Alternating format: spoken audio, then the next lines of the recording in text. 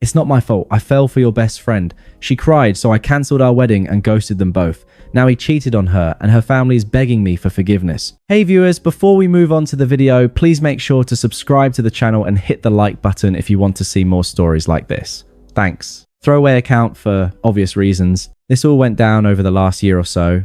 And honestly, typing it out feels like closing the book on a chapter one never wanted to read. But if you're here for one of those cheating nightmare turned karma comeback stories, buckle up. I'm 28, a software engineer in a mid-sized tech hub city, and I thought I had it all figured out with my fiancée Emma. We met in college, dated for 4 years, and got engaged last spring.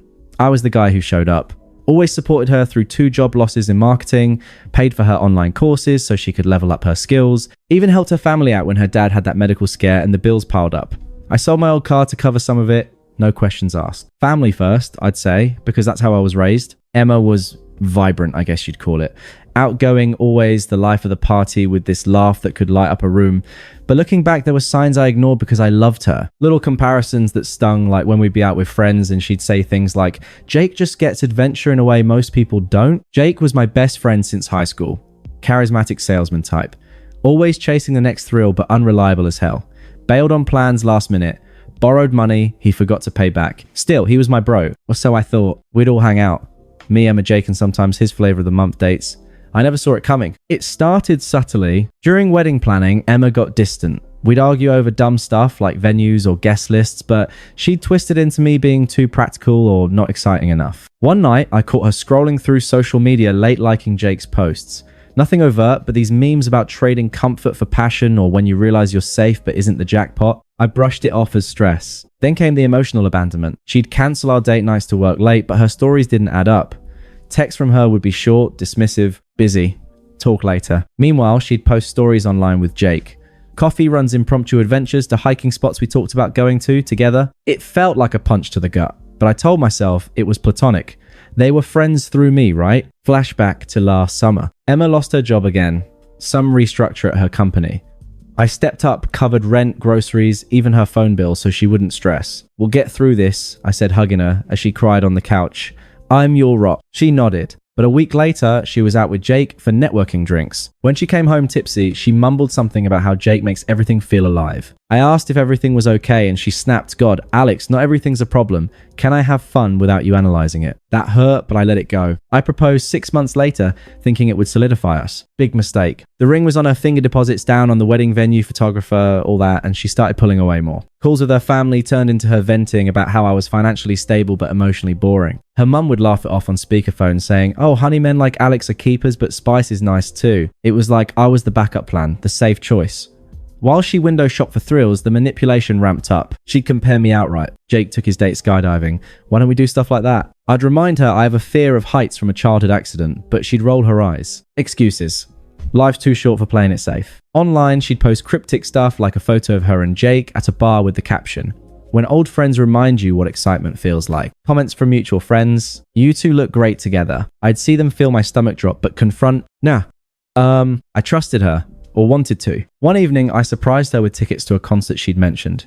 Something low-key but thoughtful. She barely reacted. That's sweet. But Jake said he'd take me to that festival next month.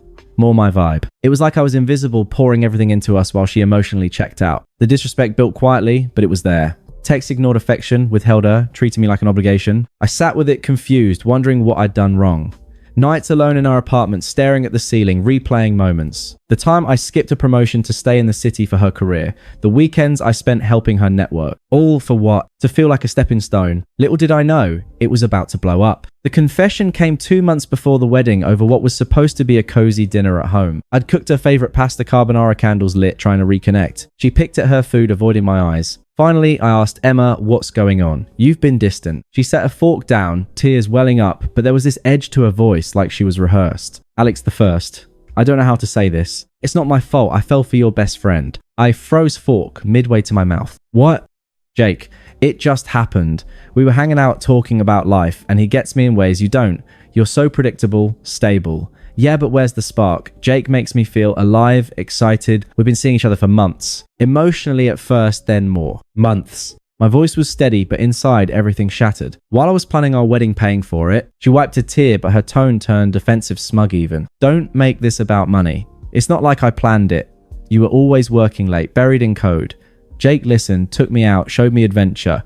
Remember that hike? That was with him, not work. You think life's just bills and routines. I deserve passion, Alex. You've been my safety net, but I need more. Safety net? I echoed the word, tasting bitter. Yeah, she said, crossing her arms. You're great on paper, reliable, sweet, but Jake, he's the upgrade. He challenges me, makes me laugh till it hurts, and physically, God, it's electric. You and I, it's comfortable but boring. I tried to fight it, but feelings don't lie. Blame fate if you want, but it's not my fault. I set my fork down carefully. So the wedding? Cancel it, she said flatly, like it was nothing. I'll move in with Jake. He's got that loft downtown. Way more fun than this place. And don't worry about the deposits. You can handle that, right? You're the responsible one. She smirked a little, twisting the knife. Mutual friends already know. They get it. Life's too short for settling. Settling. I repeated the word hanging. Exactly. You've been holding me back with your safe little world. Jake says I can quit stressing about jobs and just live.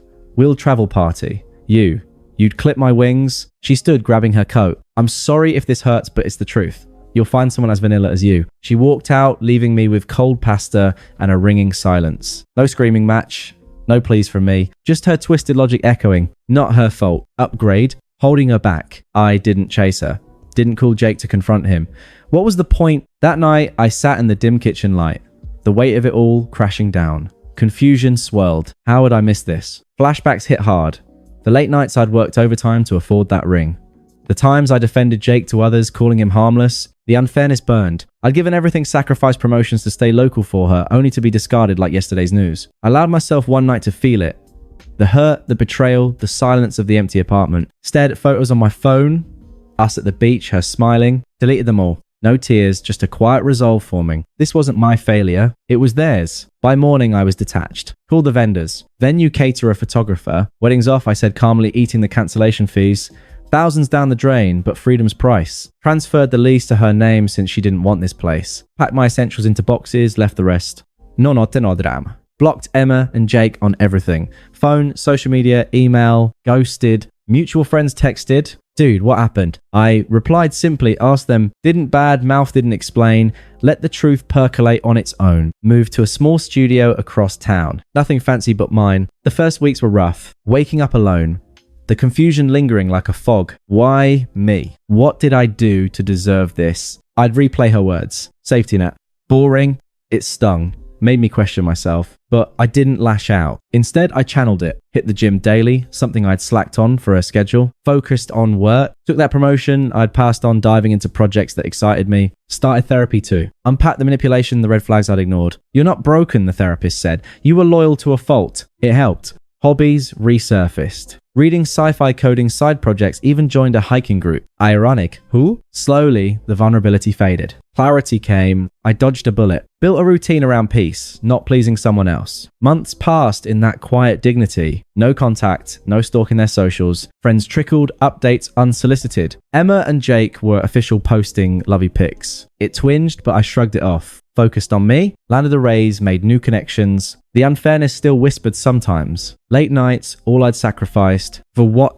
But I sat with it, let it breathe, until it became fuel. I wasn't the guy begging for scraps anymore. I was free. Karma didn't take long to show up. About 3 months after the split, from what I pieced together through the grapevine, at first I didn't seek it out. I was too busy rebuilding. But mutual friends, the ones who hadn't picked sides right away, started dropping hints in casual texts. Hey man, heard about Emma and Jake Ruff. I didn't pry, but the details trickled in. And damn, if it wasn't poetic justice, turns out Jake was exactly who I'd always known him to be. A flake with a dark side, charismatic on the surface but unstable underneath. He'd convinced Emma to quit her job search, promising he'd take care of her with his sales commissions. Big talk. They moved into that downtown loft she bragged about. Turns out it was a short-term rental he could barely afford, racking up debt on credit cards. The adventures she craved, skydiving trips that left her terrified, parties where he'd flirt with other women right in front of her. Friends said she started looking worn out, posting less on social media, her vibrant laugh gone. Then the cracks really showed. Jake cheated multiple times apparently. One was with a co-worker exposed when Emma found texts on his phone. Another was some girl from a bar leading to a screaming match that neighbors called the cops on. He turned abusive, not physical from what I heard, but verbal and emotional, belittling her dreams, calling her clingy when she questioned him. You're just like Alex too, needy, he'd snap, twisting the knife with my name. Ironic, right? The guy she'd chosen as her upgrade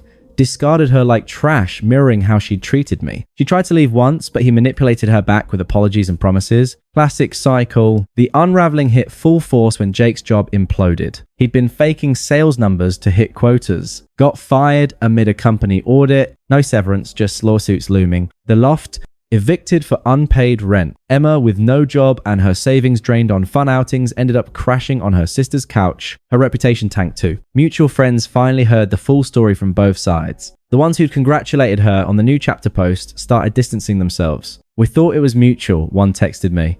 "But cheating with your best friend, that's low?" Online, her cryptic posts backfired. People commented things like "Karma's a bitch," and she deleted her account, broke, isolated, irrelevant. She'd burned every bridge chasing that spark. Her family, who I'd helped financially before, didn't step up much. They were dealing with their own drama. I didn't gloat. Didn't need to. Sitting with the news over coffee one morning, I felt nothing. No satisfaction.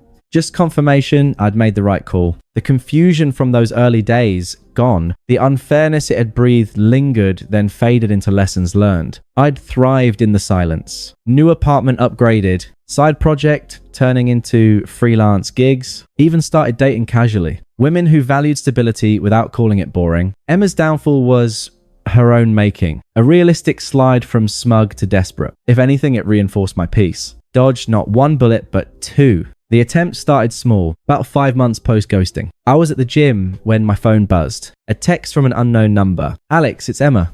Can we talk? I miss what we had." I read it, felt a flicker of old, hurt but deleted and blocked. No response. That was the plan. Detached completely. She didn't stop. Next came voicemails. Her voice shaky at first. "Hey, it's me. Jake and I. It didn't work. He cheated.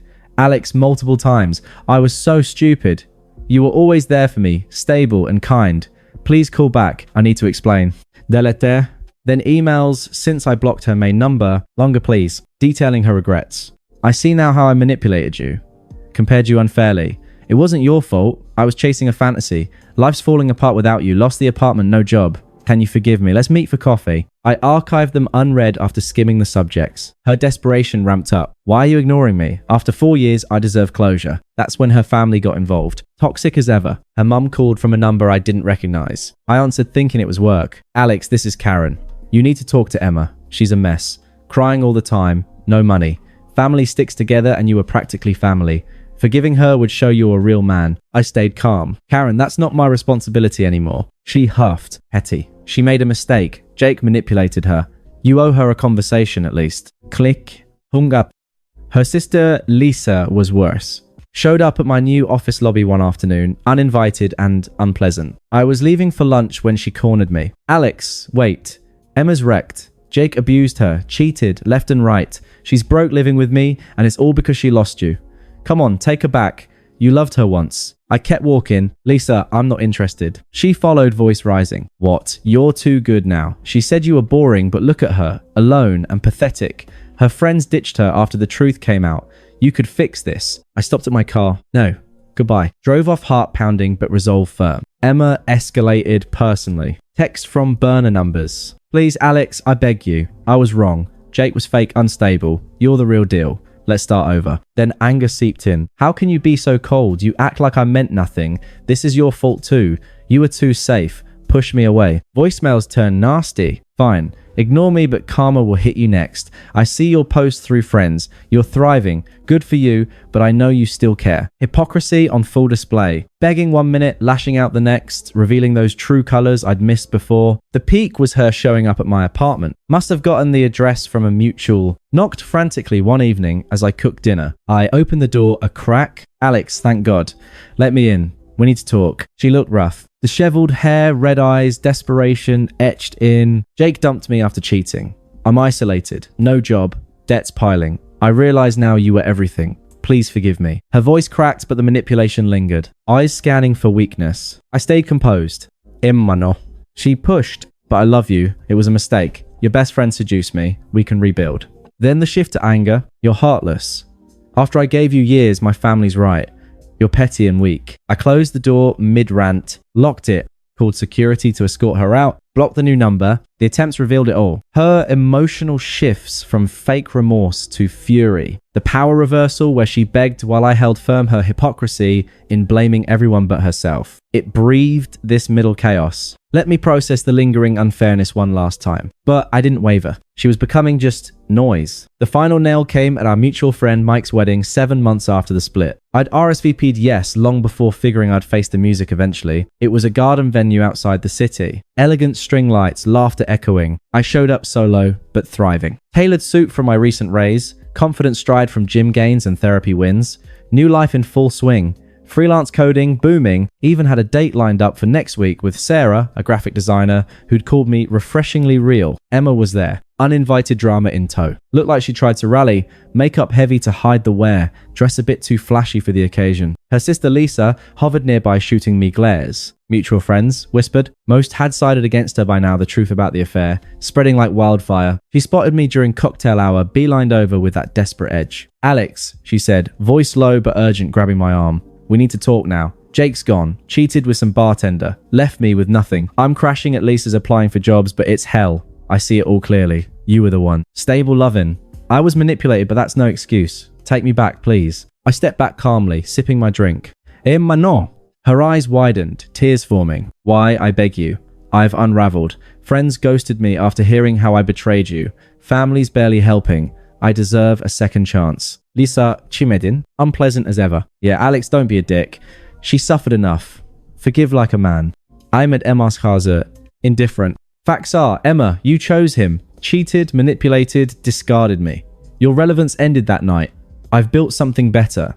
A career on fire. Peace I protect. People who value me without comparisons. You're a memory, nothing more. Good luck finding your way. She faltered. Hypocrisy cracking. But you still care, right? After everything, anger flashed. This is, you're punishing me because I wanted excitement. Look at you now. Upgraded life. Probably dating. I made you better. I shook my head. Realist to the core. No punishment, just facts. I'm free, thriving. You're irrelevant to my happiness. Move on. Turned away. Joining friends at the bar, she lingered, whispering furiously with Lisa, but security tipped off by Mike escorted them out quietly. The contrast hit hard, her desperate unraveled in the background. Me toasting with old pals. Laughter, genuine. Later as the night wound down, I felt complete. No lingering care. No sympathy. She'd become powerless, a ghost in my rear view. The reversal was visual ironic. Her failure on display at a celebration of commitment while my growth shone. Emotionally free, I drove home alone but not lonely. That chapter closed for good. Thanks for watching.